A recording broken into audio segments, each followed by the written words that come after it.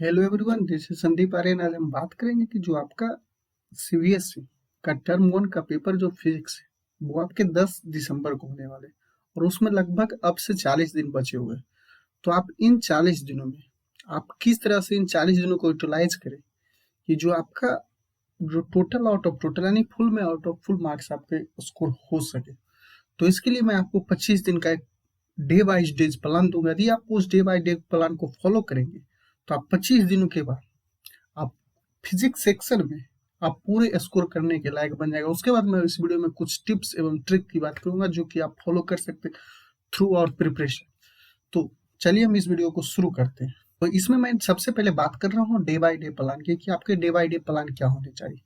तो आपका जो आपका डे शुरू होता है वो नवंबर 2 से। नवंबर 2 को आप इलेक्ट्रिक चार्ज एंड फील्ड्स, जैसे कि आपको पता होगा कि इलेक्ट्रोस्टैटिक्स और मैग्नेटिज्म, यही दो टॉपिक आपके एग्जाम में पूछे जाने वाले हैं इन टर्म 1 में, जिसमें आपको इलेक्ट्रोस्टैटिक्स से 17 क्वेश्चन पूछे जाए, यानी कि जिसमें इलेक्ट्रोस्टैटिक्स आते हैं, कैपेसिटर आते हैं और इलेक्ट्रिक करंट आते हैं। जबकि मैग्नेटिज्म में जिसमें आता है मैग्नेटिज्म आता है और एम से मैग्नेटिक इफेक्ट ऑफ करंट आता है, ईएमआई आता है एंड एसी आता है। इनसे आपके 18 क्वेश्चन पूछे जाएंगे।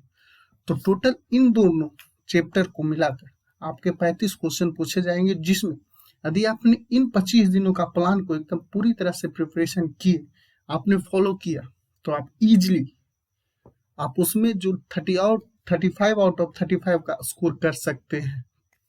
तो हम सबसे पहले बात करते हैं नवंबर 2 की। तो नवंबर 2 में आपको इलेक्ट्रिक चार्ज एवं फील्ड्स को बारे में पढ़ना है और उसमें ये जो पीडीएफ आपको दिख रहा है, इस पीडीएफ पे आपको दो और ऑप्शन दिखेंगे थ्योरीज में, जिसपे आपको मिनिमम 2 आवर्स स्पेंड करने, जबकि क्वेश्चन में आपको मिनिमम 1 आवर स्पेंड करने। तो इनके बाद क्या करना है कि जब आपका थ्योरी का 2 आवर का कंप्लीट हो जाए तो आप उन्हें टिक कर दे, जबकि क्वेश्चन का यदि आप 1 आवर प्रैक्टिस कर ले। इसमें आपको ऑब्जेक्टिव क्वेश्चन की प्रैक्टिस करनी, क्योंकि आपके एग्जाम में ऑब्जेक्टिव क्वेश्चन ही पूछे जाने वाले। तो आप जितना से जितना हो सके आप ऑब्जेक्टिव टाइप क्वेश्चन को प्रैक्टिस करें और एनसीईआरटी को बिल्कुल ना भूलें। आप एनसीईआरटी को साथ में लेकर चल सकते हैं। और बात करते हैं सेकंड यानी नवंबर 3 को। नवंबर 3 को भी आपको इलेक्ट्रिक चार्ज पढ़ना है और नवंबर 4, नवंबर 5 और नवंबर 6 पर आपको इलेक्ट्रोस्टैटिक पोटेंशियल एंड कैपेसिटेंस को देना है, यानी कि 2 डेज आपको इलेक्ट्रिक चार्ज एंड फील्ड में देना और 3 डेज आपको पोटेंशियल एंड कैपेसिटेंस में। और नवंबर 7 को आपको क्या करना है कि जो आपने इन टॉपिक पांचों पढ़े उनमें आपको एक प्रैक्टिस करनी है, यानी कि इन जो 5 दिनों में जो आपने टॉपिक पढ़े उन टॉपिक को आपको प्रैक्टिस करना है। जबकि नवंबर 8 की बात की जाए, नवंबर 8, नवंबर 9 और नवंबर 10 को आप इलेक्ट्रिसिटी के जो थियोरिटिकल क्वेश्चन होता है और साथ में आप बेसिक क्वेश्चन करें। और जबकि नवंबर 11 को आप पूरे 3 घंटे का सेशन लगाए, जिसमें आप सिर्फ प्रैक्टिस करें द बेसिस ऑफ जितने भी इलेक्ट्रिक करंट पे जो भी क्वेश्चन आज तक पूछे गए उन सारे क्वेश्चन को आप प्रैक्टिस करें। अब बात करते हैं नवंबर 12, नवंबर 13, नवंबर 14 में आपको मैग्नेटिज्म का जो बेसिक मूविंग चार्ज होता है और मैग्नेटिज्म होता है। मूविंग चार्ज के बारे में देखिए कि इसका एरिया कैसे निकलेगा, सिलेंड्रिकल पाथ के एरिया का, उनके जो जो छोटे छोटे हैं उन सारे कंसेप्ट को आप थ्योरी में पढ़े और साथ में रिवाइज करें। नवंबर 15 को आप क्या कर सकते हैं कि प्रैक्टिस जो है मूविंग चार्ज और मैग्नेटिज्म पर जितने भी क्वेश्चन किए आप उन क्वेश्चन को लगा सकते। अब बात करते हैं नवंबर 16 और नवंबर 17 को। तो नवंबर 16 और नवंबर 17 को आप एक इजी चैप्टर जो कि मैग्नेटिज्म एंड मैटर आपके एनसीईआरटी से ही आप पढ़ लीजिए। चैप्टर काफी आपके उनके थ्योरी में आपको 2 दिन देने फिर एक दिन, यानी नवंबर 18 को आपको इनकी प्रैक्टिस करनी है। उसके बाद आता है आपका इलेक्ट्रोमैग्नेटिक इंडक्शन। तो आपको 19 को आपको इलेक्ट्रोमैग्नेटिक इंडक्शन पर काफी फोकस करना और 19 और 20 आप 2 दिन इसके थ्योरी पर दे और 21 भी आप अगर चाहे तो आप दे सकते हैं, या 2 दिन के थ्योरी के लिए काफी हो गए। आप नवंबर 21, 22 और 23 यानी कि आपको 21, 22, 23 को आप इलेक्ट्रिक करंट पे जितना हो सके आप टाइम डिवोट करें। उसके बाद नवंबर 24 आता है। नवंबर 24 में आप एसी को प्रैक्टिस करें और नवंबर 25 को आप क्या करें कि आपके जो भी इलेक्ट्रोस्टैटिक्स पार्ट 1 इलेक्ट्रोस्टैटिक्स को फिर से रिवाइज करें।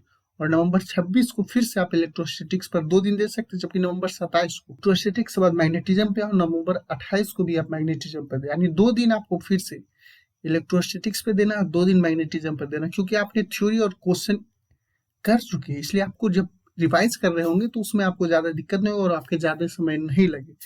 तो आपके जो लास्ट के 25 दिन होने चाहिए वो इस ऑर्डर में आपको फॉलो होना चाहिए। और इन जो भी डिस्क्रिप्शन में आपको ये पीडीएफ मिल जाएगा, आप उस पीडीएफ को डाउनलोड कर ले और साथ में आप रख सकते हैं, या तो आप इसे पीडीएफ फॉर्मेट में आप यदि आपने आज का टास्क कंप्लीट कर लिया, यानी आपने 2 घंटे थ्योरी पढ़ चुके और 1 घंटे आपने क्वेश्चन कर चुके हैं, तो आप उसमें टिक लगा सकते हैं और ये जो जितने भी है आप इसे रेगुलर फॉलो करें। अब हम बात करते हैं कुछ टिप्स एंड ट्रिक्स आपको कि जब आप फिजिक्स में एक अच्छा स्कोर करना चाहते हैं तो आपको क्या टिप्स एवं ट्रिक्स को फॉलो करना चाहिए जिससे कि आप फिजिक्स में एक डिसेंट सा स्कोर कर सके। तो आपको सबसे पहले आपको वेटेज समझना होगा कि किस टॉपिक का, किस चैप्टर का कितना ज्यादा वेटेज है। तो आप उसे देख सकते हैं कि आप देख सकते हैं कि इलेक्ट्रोस्टैटिक्स से आपके 17 क्वेश्चन पूछे जाएंगे और मैग्नेटिज्म से आपके 18 क्वेश्चन पूछे जाएंगे, यानी कि इन दैट केस में आप कोई भी टॉपिक, कोई भी चैप्टर छोड़कर नहीं जा सकते क्योंकि लगभग दोनों का वेटेज सेम है। आपको सबसे पहला काम है कि आपको वेटेज समझना होगा कि इलेक्ट्रोस्टैटिक्स पे कितने हैं और मैग्नेटिज्म, तो वेटेज से क्लियर हो जाता है कि आप कोई भी टॉपिक को स्किप नहीं कर सकते। दूसरा है कि आपको एमसीक्यू क्वेश्चन, क्योंकि आपके एग्जाम जो है वो एमसीक्यू पूछे जाएंगे, इसलिए आपको एमसीक्यू क्वेश्चन को प्रैक्टिस करने हैं जो कि आपको एग्जाम के रियल एग्जाम में आपको काफी हेल्प करने वाले हैं। तीसरा है कि आप एनसीईआरटी बुक्स को अवश्य पढ़ें, यानी कि एटलीस्ट 1 टाइम्स आप एनसीईआरटी बुक को पढ़ें जिससे कि आपका जो कंसेप्ट हो, आपका जो, क्योंकि जितने भी क्वेश्चन आपसे आए मिलेंगे उसमें कुछ क्वेश्चन जो थ्योरेटिकल क्वेश्चन होंगे, जैसे मैग्नेटिज्म मैटर में बात कर ले तो उनमें थ्योरेटिकल क्वेश्चन, या तो आप इलेक्ट्रिसिटी में जब जाएंगे तो आपके जितने भी डिवाइस से रिलेटेड क्वेश्चन वो थ्योरेटिकल क्वेश्चन होंगे, वो आपसे डायरेक्ट पूछ लिए जाएंगे और वहां पर आपको डायरेक्ट बनाना है। तो इन दैट केस यदि आपने एनसीईआरटी से प्रिपरेशन की है तो वो सब क्वेश्चन आपसे इजीली बन जाएंगे। नेक्स्ट है कि आपको जितना से जितना हो सके आप सैंपल पेपर सॉल्व करें, मैक्सिमम से मैक्सिमम आप सैंपल पेपर सॉल्व करें।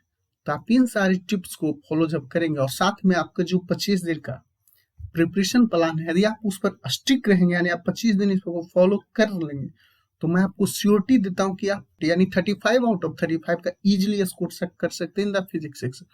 तो यदि आपको ये वीडियो पसंद आए और आपको लगता हो कि ऐसा ही कंटेंट आपको केमिस्ट्री और मैथ में चाहिए तो आप नीचे कमेंट कर सकते हैं, मैं मैथ और केमिस्ट्री के लिए बना दूंगा।